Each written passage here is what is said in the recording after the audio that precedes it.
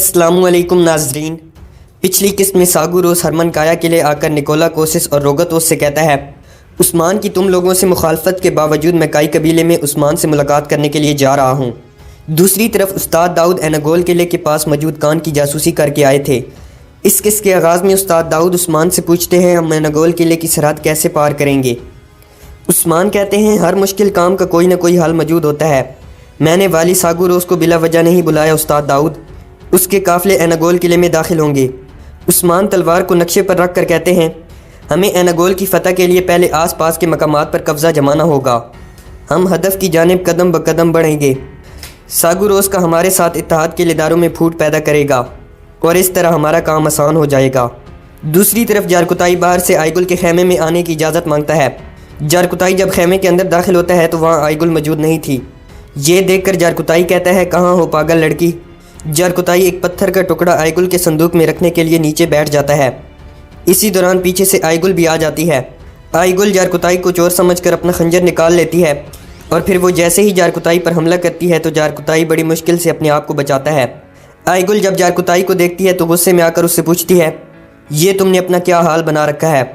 जारकुताई कहता है, मैं अपने फ़र्ज से वापस आ रहा हूँ। जारकुताई जब खड़ा होता है तो आईगुल कहती है, क्या तुम अपने खेमे का रास्ता भूल गए हो। इस वक्त तुम मेरे खेमे में क्या कर रहे हो। जारकुताई कहता है, मैं तुम्हें तलाश कर रहा हूँ आईगुल। मैं दोबारा सुबह फ़र्श पर लौट जाऊँगा। मैं जाने से पहले तुमसे मिलने आया था।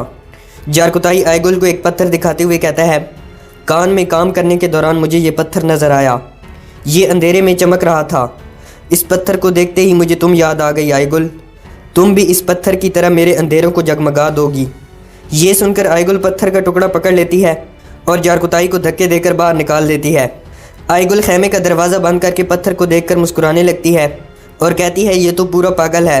तुर्गुत बे के कबीले में तुर्गुत साहिब अपने खेमे में तलवार तेज़ करने में मसरूफ़ थे। कुछ देर बाद तुर्गुत का सिपाही मारी की खादमा को अंदर लाता है। तुर्गुत खादमा से पूछते हैं, तुम इस वक्त यहाँ क्या कर रही हो। खादमा कहती है, तुर्गुत साहिब मैं मारी का पैगाम लाई हूँ। ये सुनकर तुर्गुत खड़े हो जाते हैं और कहते हैं, मैं तुम्हें सुन रहा हूँ। खादमा कहती है, किलेदार कोसिस मारी की निकोला से ज़बरदस्ती शादी करवा रहा है। तुर्गुत पूछते हैं, मारी मुझसे क्या चाहती है। खादमा कहती है, कल फ़ौरन शादी हो रही है। मारी चाहती है आप उसकी शादी होने से बचा लें। तुर्गुत कहता है, पहले मैं एक चीज़ जानना चाहता हूँ, मारी मुझ पर एतमाद क्यों कर रही है। खादमा कहती है, मुझे नहीं मालूम, ये सवाल आप उन्हीं से पूछ लेना। तुर्गुत कहता है, ठीक है तुम जाओ, मैं अपना जवाब पहुँचा दूँगा। तुर्गुत अपने एक सरहान नामी सिपाही से कहते हैं, मारी की खादमा को वापस छोड़ आओ। दूसरी तरफ कोसिस अपने दोस्तों से कह रहा था, उस्मान सागुरोस को अपने साथ मिलाकर हमारे इत्तेहाद के टुकड़े टुकड़े करना चाहता है। निकोला कहता है, हम एक दूसरे के पहले से भी ज़्यादा करीब आ चुके हैं। हमें जो करना है वो मुकम्मल तौर पर वाज़ेह है। रोगतोस गरजते हुए कहता है, सागुरोस मरेगा। कोसिस कहता है, अगर सागुरोस उस्मान की हिफाजत में मारा जाए तो बादशाह उस्मान पर हमले के लिए बहुत बड़ा लश्कर भेज देगा। निकोला कहता है, उस्मान जब मुआहदे के लिए नीकिया गया था तो मैंने सल्जूकी वज़ीर आलिम शाह से बातचीत की थी। वो भी हमारी तरह उस्मान की बढ़ती ताकत से परेशान है। आलिम शाह खुद से बड़े काम करने वाले उस्मान पर किसी डरावने ख्वाब की तरह मुसल्लत हो जाएगा। रोगतोस कहता है, तो फिर देर किस बात की है, हमें अपना काम कर गुजरना चाहिए। रोगतोस जूलिया से कहता है, जूलिया ये काम तुम्हारे आदमी करेंगे। कोसिस कहता है, जूलिया अपने आदमियों को मेरे पास ले आना। रोगतोस कहता है, सिर्फ सागुरोस ही नहीं बल्कि उसकी चहेती बेटी भी मरेगी। अगली सुबह काई कबीले के ड्रम बजते हैं और सागुरोस अपनी बेटी के साथ काई कबीले में दाखिल होते हैं। काई कबीले के लोगों ने उनके लिए एक ख़ास किस्म का इस्तकबाल तरतीब दे रखा था। सागुरोस और उसकी बेटी जब अपने घोड़ों से नीचे आते हैं तो गोकतोग आगे बढ़कर उन्हें खुश आमदीद कहता है। गोकतोग की नज़र जब सागुरोस की बेटी पर पड़ती है तो गोकतोग उसके ख्यालों में गुम हो जाता है। इसके बाद वो सब काई कबीले के सरदारी खेमे की तरफ चल पड़ते हैं। तमाम सिपाही अपनी तलवारें ढालों पर मारकर उनका इस्तकबाल कर रहे थे। कुछ देर बाद सरदारी खेमे का दरवाज़ा खुलता है और उस्मान अपनी बेगमात के साथ बाहर आते हैं। सागुरोस और उसकी बेटी जब उस्मान के सामने पहुंचते हैं तो उस्मान कहता है, खुश आमदीद, आप खुशियाँ लाए हैं। इसके बाद सागुरोस की हीरा नामी बेटी गोकतोग के साथ आकर खड़ी हो जाती है और काई कबीले के सिपाही रक्स करना शुरू कर देते हैं। सिपाहियों के रक्स के दौरान गोकतोग और हीरा मुसलसल एक दूसरे की जानिब देख रहे थे। रक्स के बाद सागुरोस उस्मान से कहता है, सच कहूँ तो मुझे ऐसे बेहतरीन इस्तकबाल की बिल्कुल उम्मीद नहीं थी। उस्मान कहते हैं, मेहमान की इज़्ज़त अफजाई सरदारी के फ़राइज़ में से है।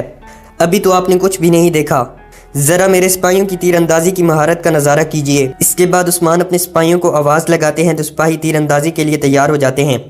एक सिपाही ढाल ऊपर की जानिब फेंकता है تو گوگتوگ ہیرا کی طرف دیکھ کر تیر چلاتا ہے جو سیدھا نشانے پر لگتا ہے۔ اس کے بعد باقی سپاہی بھی اپنی تیر اندازی کے جوہر دکھاتے ہیں۔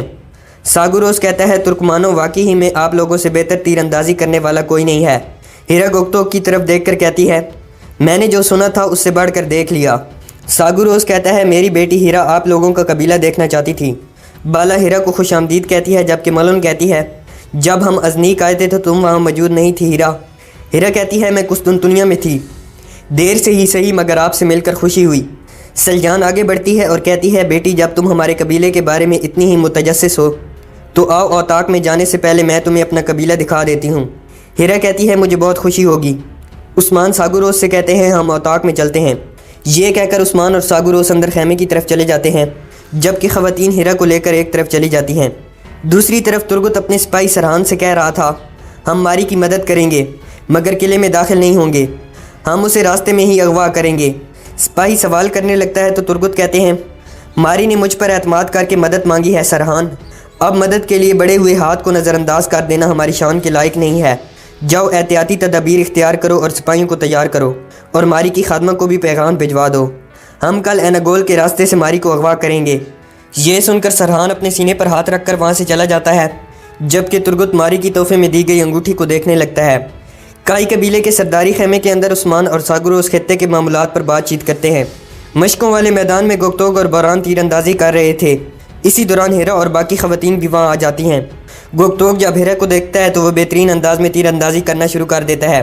سلجان والدہ بھی گوگتوگ اور ہیرا کے درمیان ہلچل کو محسوس کر لیتی ہیں۔ اس کے بعد بالا، ملون اور آئیگل بھی ہیرا کو اپنی تیر اندازی دکھاتی ہیں۔ ہیرا سب لوگوں کی تیر اندازی دیکھ کر کہتی ہے آپ لوگوں کا کوئی جواب نہیں۔ ادھر عثمان کھڑے ہو جاتے ہیں اور ساگوروس سے کہتے ہیں رات کا کھانا ہم سوغوت میں مل کر کھاتے ہیں، پہلے آپ کو یہاں کھینچ لانے والا سامان اور تیاری کے مقامات دکھا دیے جائیں، پھر ہم سوغوت جائیں گے۔ ساگوروس کہتا ہے میں آپ کے ساتھ تجارت کر کے بہت خوش ہوں عثمان صاحب، یہ تجارت کائی قبیلے اور نیکیوں کو بہت فائدہ پہنچائے گی۔ باہر گوگتوگ اپنی تیر اندازی کے جوہر دکھا رہا تھا۔ ہیرا سلجان سے کہتی ہے تم لوگوں کی تیر اندازی میں ضرور کوئی خفیہ راز ہے۔ سلجان اپنے سینے پر ہاتھ رکھ کر کہتی ہے راز تو یہاں ہے بیٹی، مگر ہمارے پاس ایک اور راز بھی ہے۔ ہم سفر میں رہنے والے لوگ ہیں اور سفر میں ہمیشہ خطرات کو اپنے سامنے محسوس کرتے ہیں، اسی لیے ہمارے بچوں کی تربیت بچپن سے ہی کی جاتی ہے اور ہمارے ہاں لڑکی یا لڑکے میں فرق نہیں رکھا جاتا۔ بالا ہیرا سے کہتی ہے چلو دیکھتے ہیں کہ تم میں کتنی مہارت ہے۔ یہ سن کر ہیرا تیر کمان اٹھاتی ہے اور پھر ایک تیر چلاتی ہے جو نشانے پر نہیں لگتا۔ ہیرا کہتی ہے میں آپ لوگوں جتنی ماہر نہیں ہوں۔ سلجان گوگتوگ کو آواز لگا کر کہتی ہے ذرا ادھر آؤ۔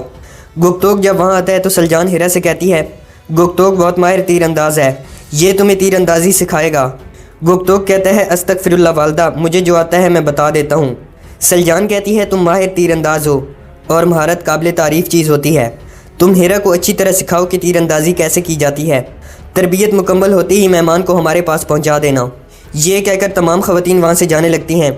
جاتے ہوئے سلجان گوگتوگ کو بازو سے پکڑ کر کہتی ہے لڑکی بہت پیاری اور سیدھی سادھی ہے، اپنی سلجان والدہ کی بات مان لو، اسے ہاتھ سے جانے مت دینا بیٹا۔ یہ سن کر گوگتوگ بالا، آئیگل اور ملون کی طرف دیکھ کر گھبرا جاتا ہے تو سلجان کہتی ہے شرماؤ مت بیٹا، یہ بہنیں ہیں تمہاری۔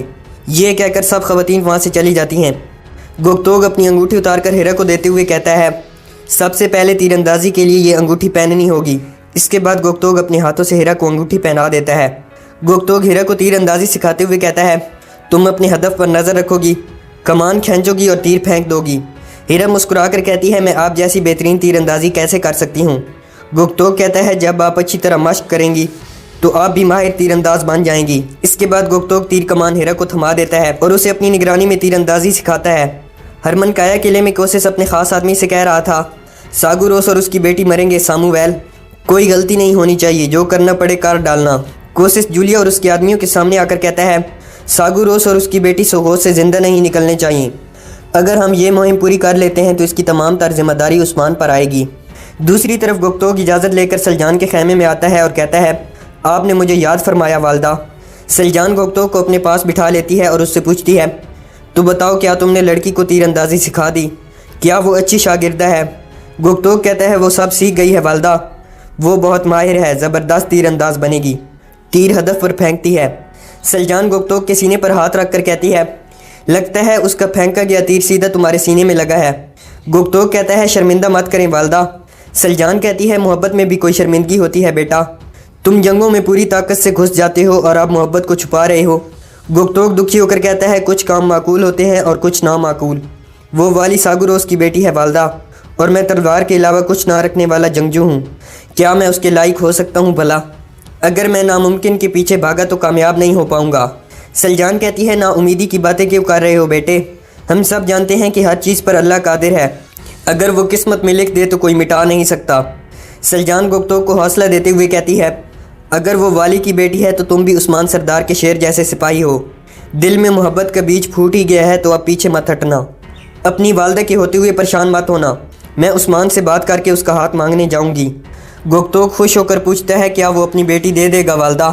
سلجان کہتی ہے عثمان صاحب مانگے اور کوئی نہ کر دے ایسا نہیں ہو سکتا، مگر پہلے تم لڑکی کے دل کا پتہ لگاؤ۔ یہ سن کر گوگتوک سلجان کے ہاتھ کا بوسہ لیتا ہے اور کہتا ہے سلامت رہیں والدہ۔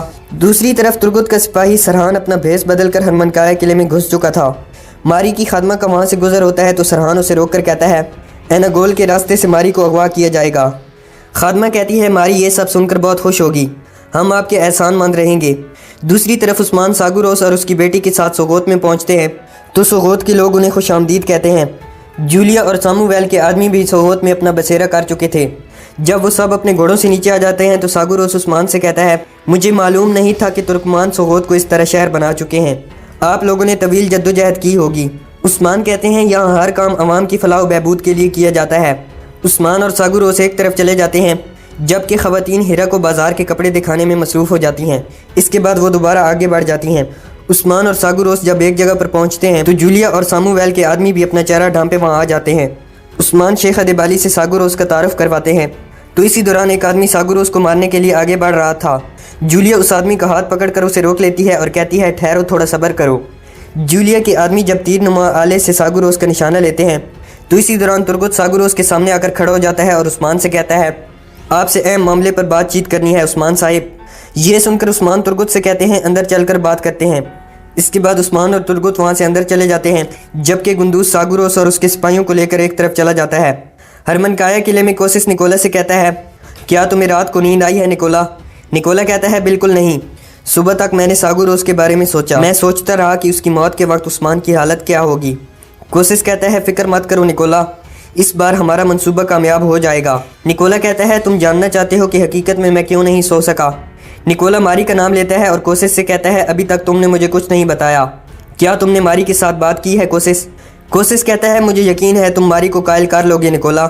نکولا کہتا ہے تم ٹھیک کہہ رہی ہو کوسس، جب ماری دیکھے گی کہ میں اس کا کتنا خیال رکھتا ہوں اور اس کے لیے کتنا ہدیہ لایا ہوں تو وہ کسی تردد کے بغیر فوری طور پر قبول کر لے گی۔ ادھر ماری کی خادمہ ماری کو آ کر بتاتے ہوئی کہتی ہے ترگت صاحب ایناگول کے راستے میں آپ کو چھڑا لیں گے۔ یہ سن کر ماری خوش ہو جاتی ہے اور پھر اندر نکولا اور کوسس کے پاس آ جاتی ہے۔ نکولا ماری کو خوش آمدید کہتا ہے تو کوسس کہتا ہے میں تم دونوں کو اکیلا چھوڑ رہا ہوں، امید ہے کہ تم دونوں درست فیصلہ کرو گے۔ یہ کہہ کر کوسس وہاں سے چلا جاتا ہے۔ کوسس کے جانے کے بعد نکولا ماری سے کہتا ہے میں معذرت چاہتا ہوں ماری، اس جیسا حساس موضوع مجھے پہلے تمہارے ساتھ کھولنا چاہیے تھا۔ نکولا کہتا ہے ماری اگر تم نے مجھے ہاں کہہ دی تو میری ہر چیز تمہاری ملکیت ہو جائے گی۔ نکولا کچھ تحائف پر ہاتھ رکھ کر کہتا ہے میں یہ تمہارے لیے لایا ہوں ماری۔ نکولا صندوق کھول کر ماری کو تحفے دکھاتا ہے اور ایک انگوٹھی ماری کو دیتے ہوئے کہتا ہے میں تم سے ہمیشہ کی خوشی کا وعدہ کرتا ہوں، کیا تم مجھ سے شادی کرو گی ماری؟ ماری پوچھتی ہے اگر میں نے تم سے شادی کی تو تمہاری زندگی میں کیا تبدیلی آئے گی نکولا؟ نکولا کہتا ہے اگر یہ شادی ہوتی ہے تو ہمارا ایک دوسرے کے ساتھ جڑنا ہمیں زیادہ مضبوط کر دے گا۔ ماری کہتی ہے یہ کافی نہیں ہے۔ نکولا کہتا ہے مجھے تم سے عشق ہے ماری، میرا یقین کرو۔ آیا نکولا تم سے وعدہ کرتا ہے کہ وہ تمہیں زندگی کے اندھیروں میں نہیں چھوڑے گا؟ ماری اپنا ہاتھ آگے کر کے کہتی ہے مجھے قبول ہے نکولا۔ اس کے بعد نکولا ماری کو اپنے نام کی انگوٹھی پہنا دیتا ہے۔